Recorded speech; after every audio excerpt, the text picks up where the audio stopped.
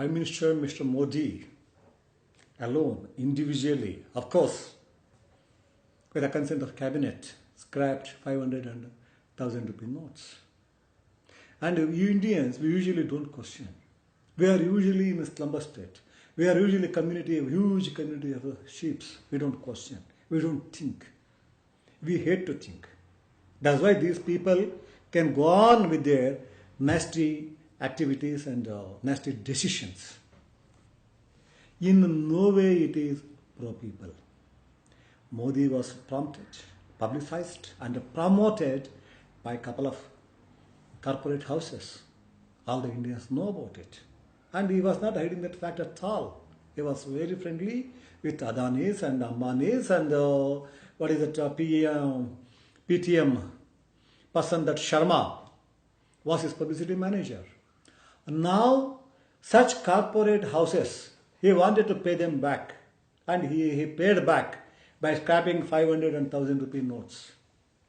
He is talking much about this black money, glorifying the issue of black money, talking about terrorism, talking about drug culture, talking about people holding under their beds loads of currency. He does not know that black money is not just about currency. It is a minor part of black money. It is a wealth, ill-gotten wealth, unaccounted wealth, improper acquisition of wealth.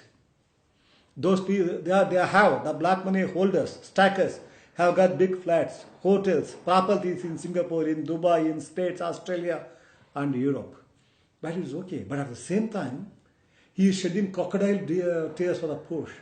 He is doing it for the brothers and sisters, common people of India. No.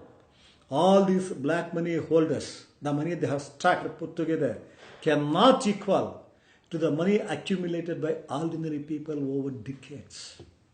Ordinary people are not comfortable with the banking system. Even today, at this juncture, at this point of time, not less than 300 millions of people don't have bank accounts. And crores of people are existing day to day. They earn by morning and spend it by evening. Crores of people. The auto drivers, the fruit vendors, the cart pushers and the agricultural sector workers, many a lot. But this person, without having any discussion in parliament, passed this resolution, scrapped the money. Where they have to go now? Where will they go? At least 200 people from my village, they have been asking me since 2 days. They have accumulated starting from about 3.5 lakhs to 10 lakhs for the marriage of their children, for so many other purposes over the decades. Now already middlemen started meddling with them. They are saying from 20% to 60%. You give 1 lakh, we may give 28,000 or 60,000, up to the extent of 60,000, depends. This is the society you have created. This is the situation you have created, Mr. Modi. You give the pose of pro-people, but you are pro-corporate houses. See, now the real estate prices are slashed by 50%. Who has the purchasing power? Answer me. Who has the purchasing power? The purchasing power lies with people who handles these banks, like Vijay Mallya's, like Adanis, like Ambani's, like such people, like your PTMs. They don't need cash. They have got banks behind them. They have got connections with the FDI.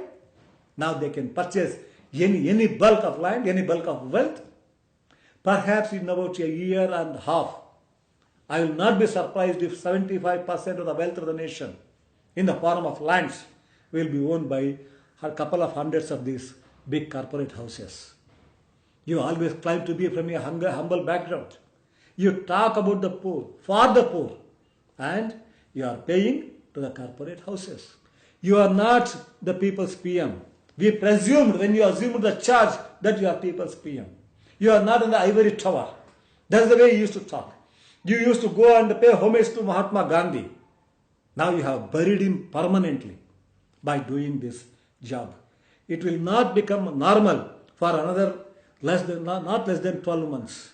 10 months or 12 months it will take for normalcy to return. By that time, it will be devastated.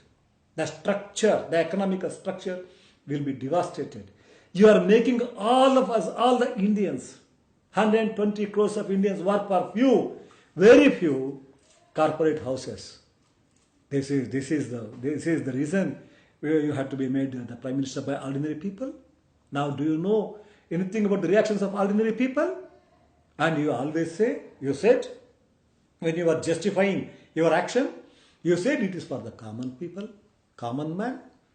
But have you any idea the inconvenience you have created? Why? What crime they have committed? What sin they have committed? Why should they go through this inconvenience? Mr. Modi, with all due respects, by the way, I am Agnesh Sridhar, a writer and activist in Karnataka. With all due respect to you, I want to tell you that even during emergency, people did not go through so much of suffering and tension. That emergency affected only elite class, the writers, the intellectuals, and the people who are able to think. But ordinary people in my villages, they were not even aware of it. They did not know the meaning of it.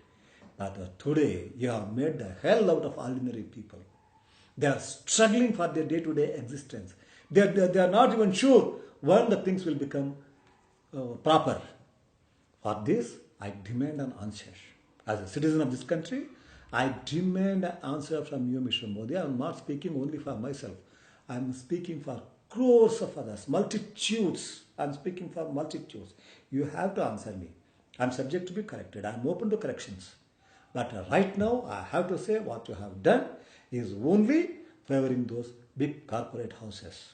You created, and these days you have developed that habit of giving jolt syndrome, and a theatrical way of putting it once in 2 months.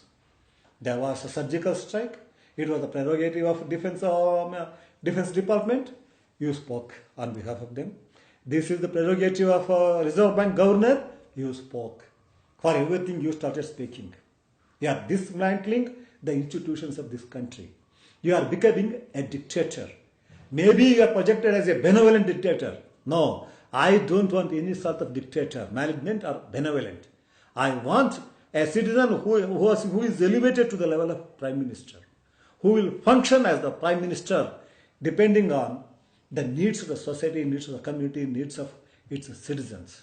Now this particular act has disturbed me a lot.